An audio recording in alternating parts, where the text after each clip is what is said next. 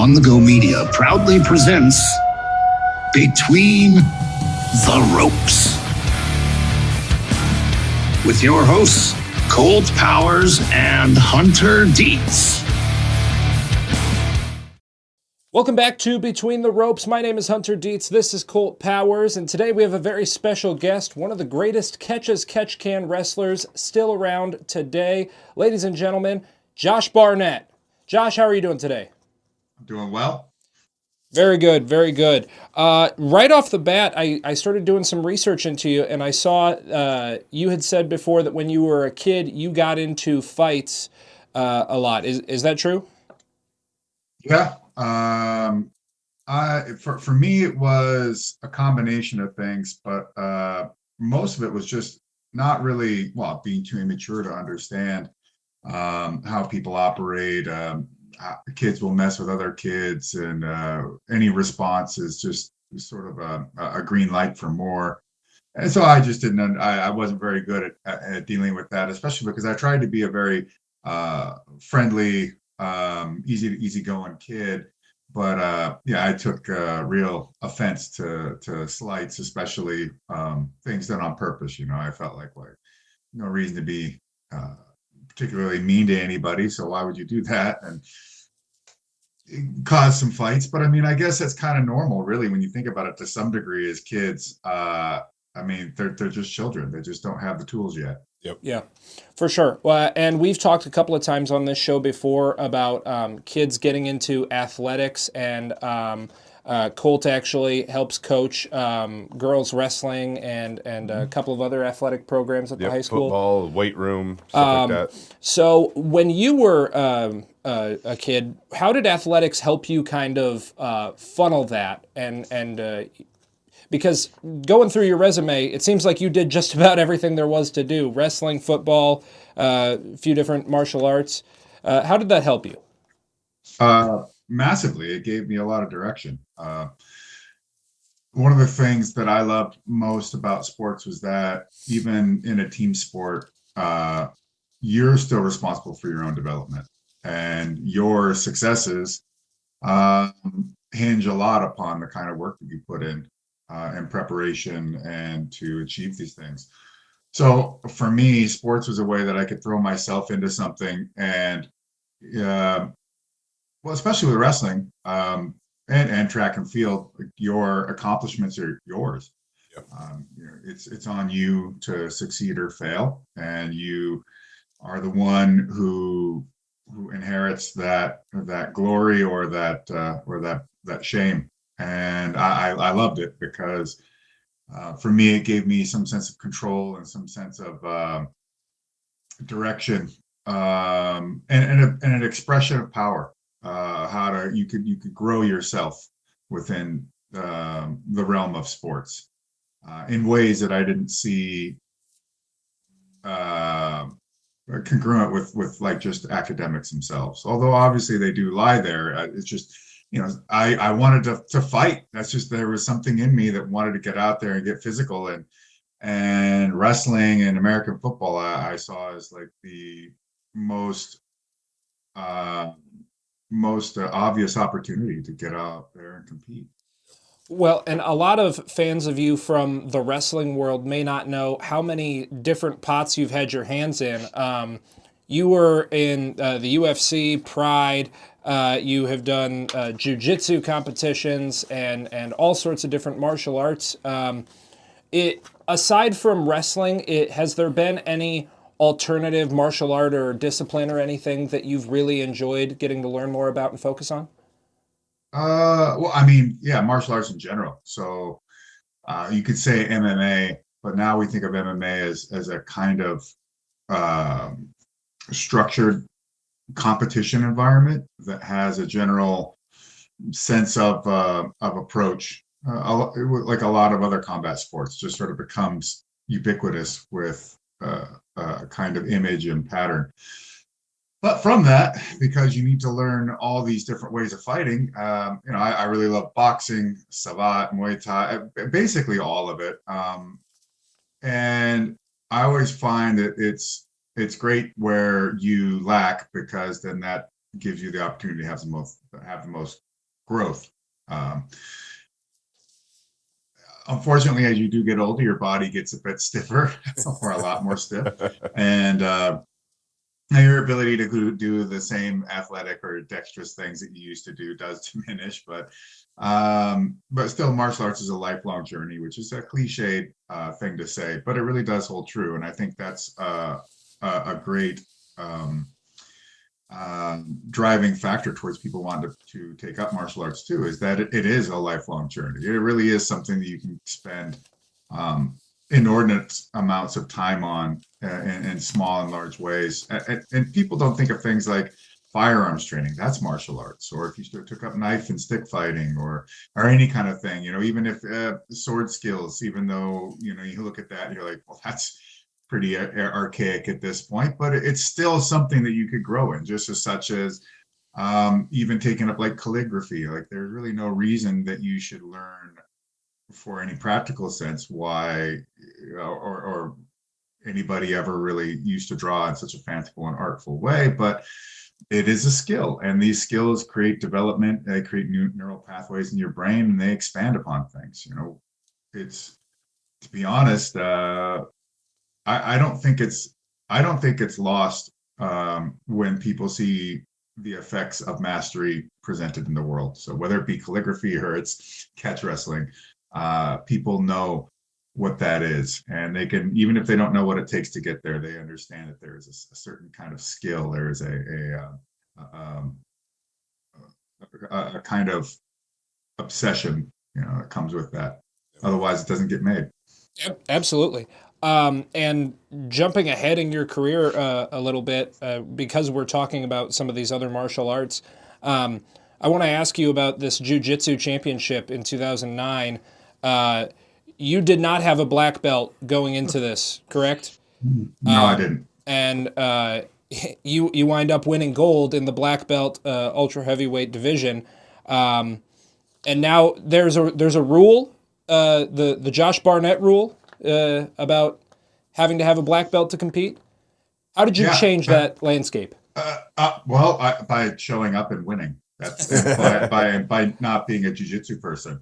That's exactly what did it. Simple as.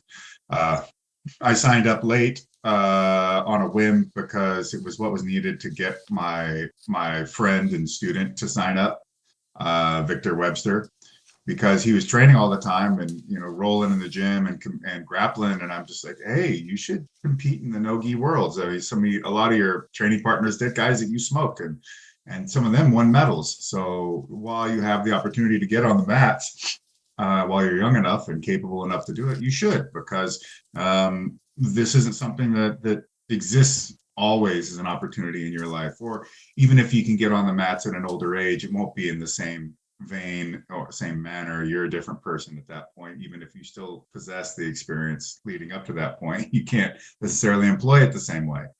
Anyways, I gave him my good spiel about why he should go and compete, and he said, well, he agreed with all of it, but his basic caveat was, if you do it, I'll do it. So I'm like, fine, I'll sign up. So I did, but I had no intention of going and competing. So I was training in the gym at the time, but not with any real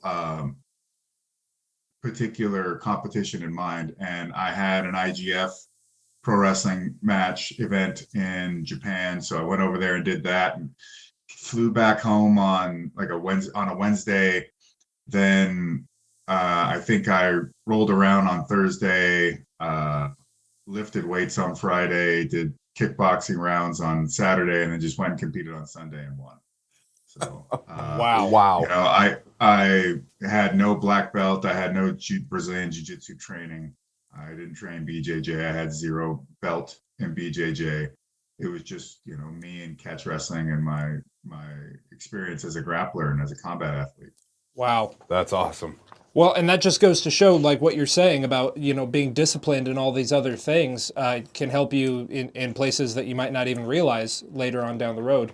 Right. Well, on one end, it's like, well, there's no way Josh Barnett doesn't do jujitsu, whatever, he's going to get beat by this ADCC competitor guy, this guy, that guy. It's like, okay. And then when I beat them all, it's like, well, yeah, well, his coach, Eric Paulson, did jujitsu. I'm like, I don't train BJJ. I'm not in the room doing BJJ. Almost all of our training is MMA focused. The bulk of all of our stuff comes from a catch background. And then me specifically, I came from wrestling with some judo and it's been on the pathway. It's like, yeah, I don't have a BJJ background. I didn't train it. I never trained it at that point. And I always even had a feeling of myself that I never wanted to, because it was so very arrogant and dismissive and derisive to anybody that didn't do it back in the day.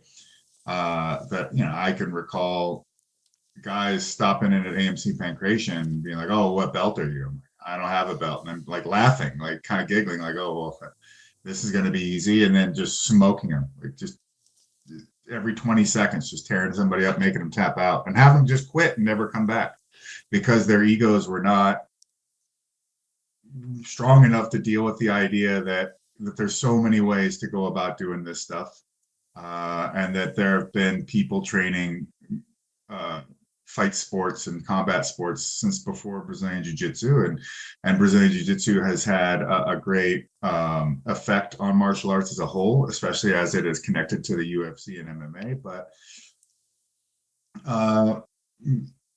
wherever you go in the world, there's someone training how to fight, and it just was, for me, there was just a lot of arrogance and disrespect. So I'm like, well, I'll show that you don't need this, that there's a lot of ways to get on these mats and to go and compete. And so after the whole point, then it was like this gigantic amount of cope. Well, this, all these excuses. And it's just the same as like when I won the Metamoris heavyweight title against Dean Lister. I'm going to lose, blah, blah, blah. Then it's like, oh, and he's going to wear wrestling shoes when he competes. Even dumber, it's guaranteed that Josh Barnett is going to get leg locked by Dean Lister because he's too stupid not to wear wrestling shoes on the mat. And then when I win, it's like, well, that was cheating. He shouldn't have been allowed to have wrestling shoes on the mat. Like, okay, it's either my greatest weakness and I'm a fool, or it's unfair and it's some cope. Oh well, but Barnett's a catch wrestler, but jiu-jitsu somehow, it's like whatever. But ultimately, just get on the mats and compete, and join the brotherhood, whether you're doing BJJ or catch wrestling or whatever it is. Just get out and compete. Yeah, well, and I mean, that applies also, obviously I'm going back here, but when you get your first fight in the UFC, a lot of different styles in the UFC, obviously by design. You wind up becoming the youngest ever UFC heavyweight champion after knocking out Randy Couture. In that moment, standing in that ring, how does that wash over you at all, or are you just on to the next thing? Looking for the next challenge. No. I mean, I think you'd have to be made of stone not to feel anything in that moment. But I do remember it felt more like a given. Like it was expected that this was always going to be the case. And then it was, okay, what comes now that we're here, like we said we would, now what's next? And that was that was a big life-changing element. Winning the fight, of course, was in its own way, but what came next was even bigger. Yeah. Well, absolutely. And once you get into professional wrestling, you start working for New Japan. Can you tell me, did you have any sort of personal relationship with Antonio Inoki? Not initially, but at some point, yeah. I got into New Japan Pro Wrestling through Tsuyoshi Kosaka, a good friend and old training partner, who was competing over there in some different style fight, an NWF title match, Grand Prix kind of thing that was going on. And I saw that he was competing, and I just was like, oh, wow, holy crap. That's so cool. So I reached out to him and I said, hey, I really want to compete in New Japan Pro Wrestling. I always had a dream to do Japanese pro wrestling. And He connected me with him. And from there, things just immediately went moving. And I found myself joining New Japan Pro Wrestling. So was it because of your UFC background that you come in as kind of a big star? Your first match is for the IWGP Heavyweight Championship against Yuji Nagata. Um, that's got to be a lot of pressure, I have to imagine, coming in and right away you're in the main event. It was, and I mean, I think it couldn't be seen any other way. And I know I was feeling the pressure. I had never trained pro wrestling ahead of time. And but I was a huge fan to the point that, I played Fire Pro Wrestling games. I really loved professional wrestling and Japanese pro wrestling, especially. And I'd watched tons of it. I grew up watching pro wrestling as a kid as well, like a lot of Americans with WWF. But for me, I would find AWA and USWF, and here's some taping of or some program of WCCW, or I remember when NWA was Crockett Promotions, I'd watch that all the time. So for me, I was always just a huge fan of pro wrestling. And then when I found Japanese pro wrestling, even more so. So the opportunity to go and be a part of that was something that I just thought would be just so amazing. And to wrestle Yuji Nagata, somebody that I knew of from watching in WCW and was a fan of already, and was as prestigious a IWGP champion as he was at the time and still is. It was incredible. And yeah, it was my UFC credentials. I mean, it was that more than anything. It was completely that. But with New Japan, they might give you an opportunity, but if it doesn't work out, or you cannot live up to expectations, then they'll just cut your deal. And so after that first main event, Tokyo Dome, 50,000 seat arena, 50,000 people in the audience match, which was, a very intense and stressful in its own way. Then it was, all right, you're coming back in February, you're touring. All right, let's go. Yeah. And you have the tour. You're forming a tag team with Perry Saturn and become undefeated. Can you tell us a little bit about Perry Saturn? Because this is 2003, 2004. This is after Perry's been in the WWF and WCW. Tell us a little bit about Perry Saturn. We don't get to hear about him much. He's a great guy, a massive student of the game, not just for professional wrestling, but combat sports in general. He knew who I was before ever meeting me. Like, he had seen me fight in the UFC. He was already well aware of things. He used to train with me too, even on the road. Like, he would take and have me show him stuff and techniques and moves and different takedowns and submission holds and counters. But the teaming me up with Perry was just really classic pro wrestling. So how do you smarten up somebody who's green? Put them with someone who's pro, who's a vet. And Perry was fantastic at that. He really did take me under his wing, helped me out a lot. Not just in the wrestling in the ring sense, but in the business of professional wrestling in general. And he was my introduction to the mentorship of professional wrestling. And I'm very thankful that I had someone like Perry to help show me the ropes. And that would be something that it was a pattern that would be repeated over and over and over and over at New Japan. But then as I was to understand, that's the traditional, that's the classic way of professional wrestling. Is the young are brought up by the old. You're mentored by people. And with that, I got to meet and fall under the mentorship of Antonio Inoki in New Japan, as well as people like Jushin Thunder Liger and Yuji Nagata, and then other various guys, like the Americans who come on tour, Christopher Daniels, Christopher Danielson. Then you'd have Christopher Daniels, Brian Danielson,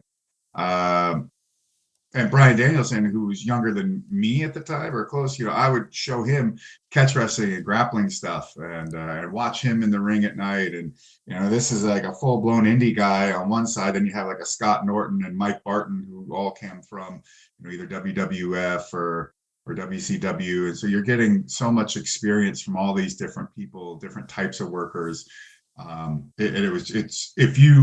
Which still blows me away at times when I'll talk to wrestlers and like, oh, do you train on the road? And I'm like, no, not really. Like, well, man, I have access to all these people who have done all this work. I'm going to try and get as much as I can out of all of them. And that was just my approach. I was in the ring more than anywhere else on the road. Anybody that was in a ring, whether I was, Nagata had me teaching on the road, or just I was working with people because I just wanted to get as good as possible. Do you still subscribe to that idea of you can continue to be learning things throughout your your career, even though you've been around for 20 some odd years now? Some of it is just simply revisiting things with a different set of eyes. The way you may have done something 10 years ago when you first took it in, to where you are now, and now what you see you can do with it. I mean, that even something as simple as that changes, as long as you have the openness to see that and the willingness and the want to do it. So for me, again, that pro wrestling is part of my martial arts journey. So there's no lack of ability for me to learn something here. In 2007, you debut in Inoki, Antonio Inoki's Inoki Genome Federation. That's another promotion we don't hear a lot about. Obviously, Antonio Inoki's a big name that carries a lot of weight. But you have victories against Don Fry and Tank Abbott and a lot of different people that we know. Bobby Lashley. Tell us a little bit about why IGF was different than some of the other wrestling promotions. Well, it was not a full touring promotion. It was just a special event type promotion, just built really on Inoki's name and what comes with it. And you'd get you get like some classic American style pro wrestling matches. You get some classic Japanese style. You get some shoot style matches, and you get some just insane stuff that you just never even thought could be created. So it was a kind of a hodgepodge of things, but it generally had the drive of strong style and different style fights as Inoki envisioned them to a degree. And I feel like that was the main crux of what they were doing there. And it was a way for Inoki to be in the public spotlight and a part of professional wrestling, and with all that would bring with it. Yeah, I mean, absolutely. You became the IGF Heavyweight Championship champion, correct? I don't think I did, actually. I did compete for it, but Jerome LeBanner won it. Yes, you got your shot. That's what it is. You got your shot against Jerome LeBanner, but lost by knockout. And over that time, are you wrestling exclusively for the IGF, or are you still going around to other promotions? I mean, I probably could have worked other promotions, but I was fighting and doing IGF at that time, so I didn't really feel like there was a need to go other places, and I wasn't doing anything in America or in the Indies at all. Sure. You wind up getting kind of a big name in America about 10 years ago. You're in Impact Wrestling. You wind up doing I'm kind of circling around what everybody knows Josh Barnett for these days, which is Bloodsport. How does Bloodsport kind of come onto your hands? Well, it's pretty easy. I had spoken to Brett Lauderdale around the first Bloodsport event, what they were doing with Matt Riddle. And me and Andy Williams were possibly the Butcher were going to be in that. Because Andy had gotten contacted. He said, you should talk to Josh. I said, sure, we'd both be up to it, but then neither one of us could make the date, unfortunately. Then later on, they come back around and Brett asked if I would like to take over the whole Bloodsport concept. because Matt Riddle was being hired by WWE. I said, I'm up for it, but I got to run the show. That's my caveat, because my thing was, I felt like everybody really went out there to do the best that they could, but the first show just was terrible. And I didn't blame anybody for it. It's difficult to try and put something like this together in America in this day and age. It's really hard. So I had an idea, but I just said, I need to be able to implement it, and you just got to trust me. And that's just where this all started from. Brett's trust with my vision and my ability to put together a show and create something that people had this idea around, but from my perspective, they didn't really know how to flesh out completely. So that's where I came in. Looking to skyrocket your brand's visibility? Look no further. On the Go Media delivers cutting-edge digital advertising solutions tailored just for you. Reach your audience wherever they are with precision targeting and captivating content. Elevate your brand with On the Go Media. Your digital success starts here. Contact us today. Email radio@radioonthego.com to grow your business with On the Go Digital. Locally owned and operated in Hampton, Iowa. Did you have any experience in putting together shows before this? Was there any time in Japan maybe, or even in America, that you had been booking or promoting any different types of shows? Yes, actually, I had a lot of experience in the MMA world. I'd actually I'd been a matchmaker, referee, judge, participant. So I had done everything in mixed martial arts. And then in New Japan, when we did the Ultimate Crush MMA fights on the New Japan shows, the rule set was partially my creation. The gloves we used was my ideas. Some of the earlier matchups, about half the fights on the first Ultimate Crush were booked by me. So I had a lot of experience there. I had created a concept, although didn't see life while I was in New Japan, but the idea of Lionsgate, which I don't know that they run those shows anymore by New Japan, as this show to build up young talent and showcase mid-cards guys. That was my concept, in the name and everything. So I created that, and I had experience helping create Affliction MMA and other things. So I'd had my hand, and I'd been around the business and these things for a long time. So, but it's one thing to do it like that. It's another thing to then have this whole thing that you say you're going to reshape from the ground up, and it's going to work.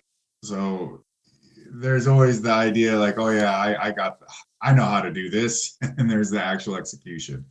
Well, and just to, maybe I got ahead of myself here, just to explain to some of the fans who are very locked in on WWE or just mainstream wrestling, can you explain how Bloodsport is a very different concept from other wrestling? I know people like to see it as a shoot style promotion, and I guess in some ways that's true, but that's not really the intention of what the show is. The show is sort of in some ways it bridges what gap may exist between shoot style and maybe strong style or regular or other types of pro wrestling.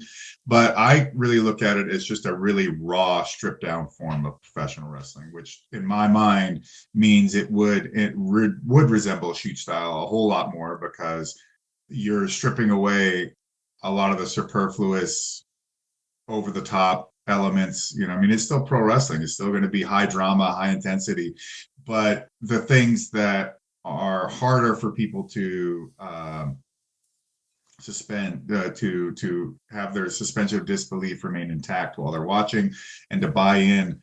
I know a lot of people see pro wrestling as a quote unquote fake product, and they don't have any interest in trying to approach it with any legitimacy. Although it still happens and creeps around constantly, because you cannot get the human mind not to want to be fooled into buy. It really does. It wants to be a part of these things because it knows what it's supposed to be. and it wants to believe. It really does. We always do want to believe. We want to be marks. It's fun for us. It takes it out of our control and out of our brains, and then leaves us with questions that we have to sort out and answer. And we're not necessarily going to be given ever any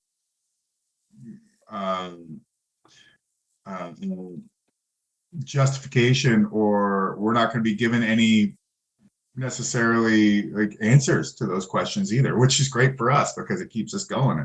And that's how myth and legend is created. So with that, I just want the show to be as devoid of where I think pro wrestling has added a bit too much to its character, that it becomes unsustainable. It's not as if you couldn't have a show that's even all comedy. I think you can, but it's hard to call some of that stuff professional wrestling and more not just like an event, a spectacle, a show, or what have you. You know, it's still going to involve very skilled, talented people, because growing up and entertaining is just a thing in and of itself that is not easy to accomplish. But Bloodsport is to try and scale back all the extra stuff in wrestling, get rid of all of it, and then also put it just all on the wrestlers. It's a show built around wrestlers for wrestling's sake. So when you get in that ring, you can't lean on a bunch of the other stuff that you could otherwise.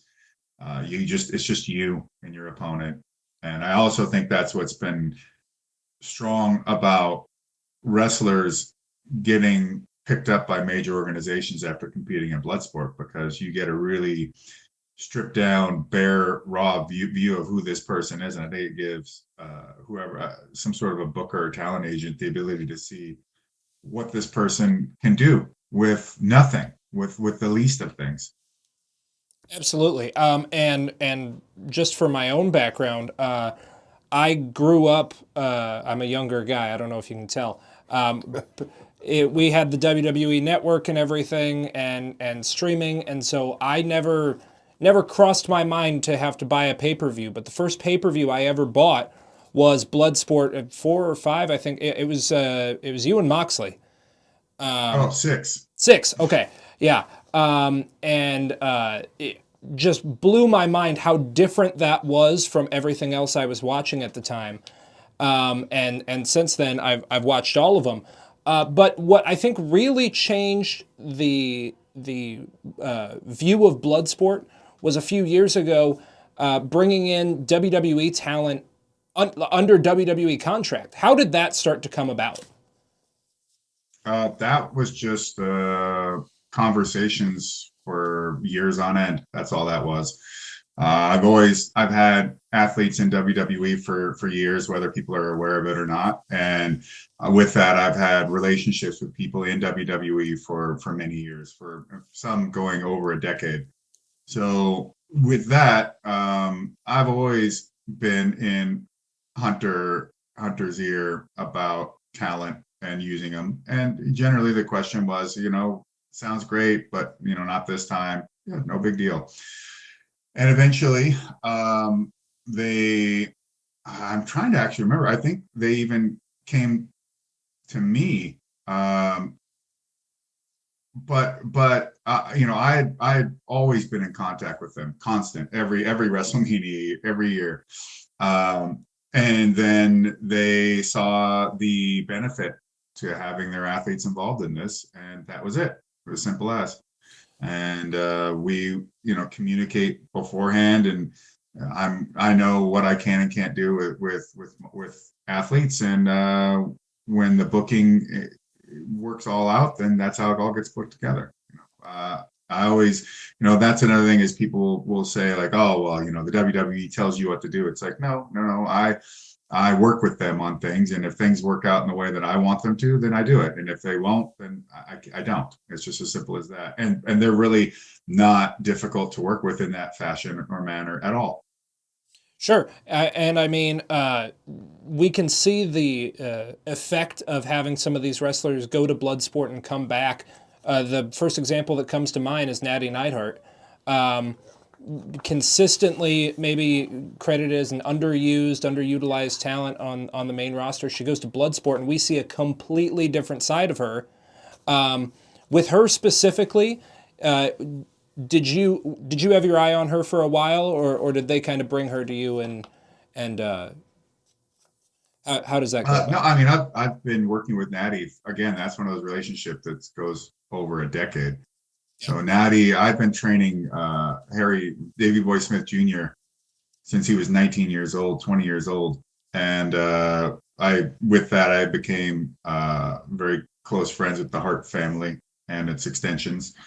And Natty would come out and train with me for a week or so here and there. And she'd make trips out to LA and or into Seattle. Did I see her in Seattle? No, maybe there. But at the very least, yeah, in LA quite a bit. CSW and other places we trained. I always knew that Natty could pull this off. It was just, I didn't have access to her. Sure.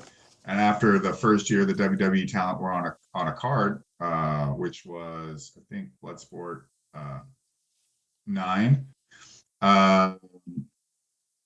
Maybe it was 8. I think it was 9. Anyways, or 10. During a WrestleMania week, and a huge chunk of the locker room was in the back watching, and Natty was there, and she's like, "I want to be a part of this." Easy, yeah, it's not a hard one to put together. And Natty is somebody that saw Bloodsport as an opportunity that. It wasn't just about showing up in the ring. Like, you could do a lot with this. This, and me and this platform can give you a ton of opportunity to promote yourself and to make of you what you want out of this experience, not just getting in the ring, but everything leading up to it and after. And Natty is like a pro's pro. There's a reason why she's been in this business as long as she has. Her ability to adapt, but her ability to understand how to work. So to speak, whether it be, bringing the right ideas to the office, showing up and doing what she knows in her heart needs to be done to make something work, or, just putting these things together and training on her own prior to get to showing up at an event. I mean, she really knows what it takes to be a part of this, and to really do something with professional wrestling. So that's just, if you want to know what to do with an opportunity, watch what Natty Neidhart did with her opportunity in Bloodsport from the beginning until even this last one. And I'm telling you, she is a character study. If you really want to know something about pro wrestling, watch her. Yeah, absolutely. And speaking of WWE, has the pendulum ever gone the other way? Was there ever a time that maybe you were considering going to WWE, or the offer was made? No, that's never been anything I've ever really explored. Fair enough. And with New Japan, you did wind up going back to New Japan in, I believe, 2015, and as a commentator. You did commentary with good old JR Jim Ross. Can you tell us about how that kind of came about? Originally, New Japan and TV Asahi wanted to expand their presence into the global market and launching off from America, being we're the biggest media partner in the world, and the biggest media hub at that. So they started with, I think, 3 years deep into their current program, which was Okada's first championship, winning it from Tanahashi. That was where we were going to start, and we bumped from there. And me and Mauro Ranallo shot those at it was HDNet, Access TV. I forget which one it was at the time. They kept changing names. And we ran through about a year and a half's worth of it, maybe 2 years. Then when JR came on board, we picked up from there, and then eventually got to the point to where we were current. But they did it in such a way where they wanted to bring everybody up to speed with who the biggest and most important names were, and some of the most important storylines would be leading into where they were at currently, and therefore you could really feel like you knew what was going on and who to get behind. And how it all started was really TV Asahi said that I had to be the guy because I was an embedded New Japan athlete. I was a student under Antonio Inoki. My knowledge of Japanese culture and fighting and pro wrestling, as the whole package, was what they wanted. And yeah, that was an amazing experience to first off with Mauro, my friend, who is an incredible announcer and commentator himself. That was just easy as could be. And we were working together on projects for MMA with HDNet as well. So it was just really a no-brainer. And Mauro got picked up by WWE. So now Jim Ross comes in, and now I've got one of the greatest men on the sticks of all time, a guy I grew up with, and one I also had a personal relationship with, meeting him in WWE, and he knew who I was, knew all about me. He's a man of the business, and I was just incredibly fortunate to then get to mentor under Jim Ross and learn as much as I could from him. It's fantastic, great talent, and a great guy. Absolutely. I mean, we couldn't possibly disagree with that. I think we talked in a previous video about how JR was maybe the greatest commentator of all time. So it had to have been a very fortunate experience for you. Well, and I was just kind of curious because you've been able to sit under the learning tree of a lot of great people over the years.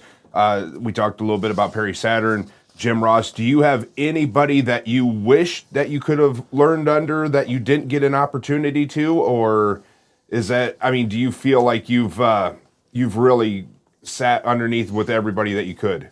I mean, I'm very fortunate for all the people that have been able to come into my life and be a part of it. I've ended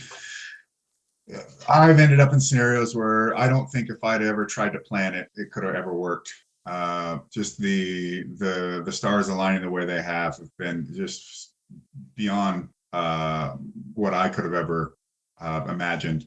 And I could easily rattle off names for hours on end that I wish I could have had time to learn from, but there's only so much living you can do and only so much learning. So you got to make the most of it. But I guess that just goes to show you that there is a wealth of talented people. They're not all going to be a JR, but even still, there's something to pick from everyone. Absolutely.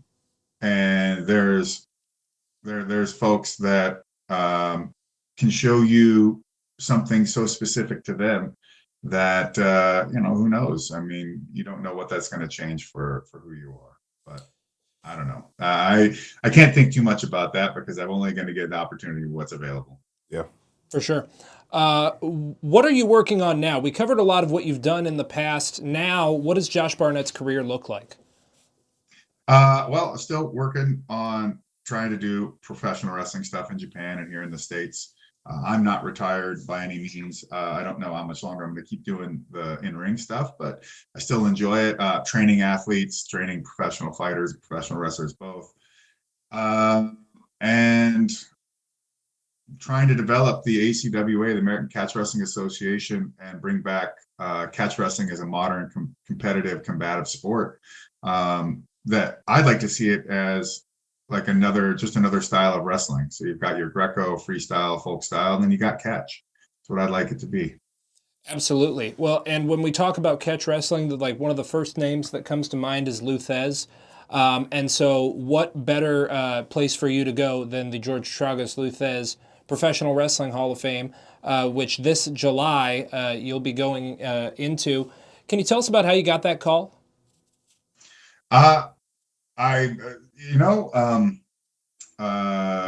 Jody, Joe Malenko, he reached out to me about this, and I was just surprised. I guess my name came across the people's desk, and they're like, "Okay, this works," because I had no idea how any of this was really put together up until now. Yeah, absolutely. Well, and we heard glowing reviews about you. I don't remember if it was on or off camera now, but we talked to Gerald Briscoe. He had nothing but nice things to say about you. Same for Medusa and JBL.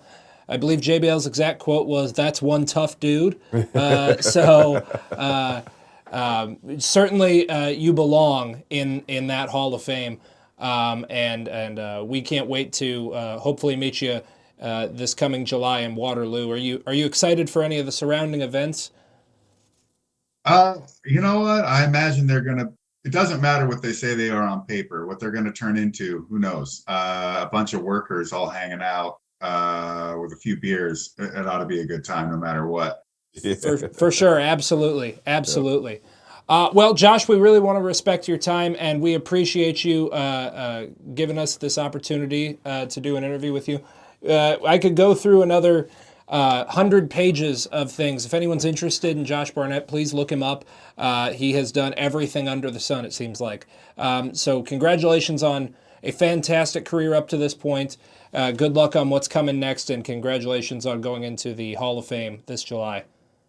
Oh, thanks a lot. I guess, on top of being inducted for this round, I'll have to figure out ways to get my name in there for something else. I didn't. Yeah, we'll see what I can put together. You may be the first multi-time Hall of Famer. You'll go in, you'll get the Trainers Award, you'll get the Tragos Award, the Thez Award. You'll be the inductee. You'll win every category in the book by the end of it. New goals, new life goals, to get my name in there as much as possible. But outside of the humor of it all, I would like to, if I could do something in such a manner that actually becomes possible, then to me, it's not about getting your name in the Hall of Fame in multiple ways. It would be that the work I'm doing is successful. Because to me, pro wrestling isn't just about me as an in-ring performer or just a booker or whatever, right? It's about being a part of the business. And to me, the business of professional wrestling is one that requires people to wear multiple hats. And the best and most talented and those that are going to carry the most burden are going to wear the most hats. Not because you have like an itching desire to be the world's best booker, trainer, graphic designer, market. No, but you'll have to take those roles on if you want to succeed. If you gotta take that buck and stretch it as much as possible, because that's just what you got to work with, then you're gonna have to figure those things out. You're gonna have to get inventive and industrious. You're gonna have to learn how to take on these other roles and do so in a way that gives proper foundation for what your project is. And that's just something I've always seen as being part and parcel of pro wrestling. If you really want to succeed in this business, that's just something that's going to have to be done. And yeah, I do prefer, the training and the in-ring the most, but whatever it takes, if people see my booking is interesting and that garners attention, great. It's because I'm paying attention to the people that trained me. I'm also listening to my gut and trying to build something that's uniquely specific to myself. And same with when I'm training these athletes and putting them out there in the world. So if that ever is the case, I'll be glad for the sake that whatever it is I'm putting out there in the world, it's really making an impact. Well, and isn't that what it's all about? Nobody, I don't think, can say anything bad about you from that standpoint at all. You're doing something to make a difference, and that's what really matters. Josh, thank you so much for doing this interview. We really appreciate it. Oh, my pleasure. For Between the Ropes and Josh Barnett, this has been Colt Powers. I'm Hunter Dietz, and this has been Between the Ropes, an On the Go Media podcast production.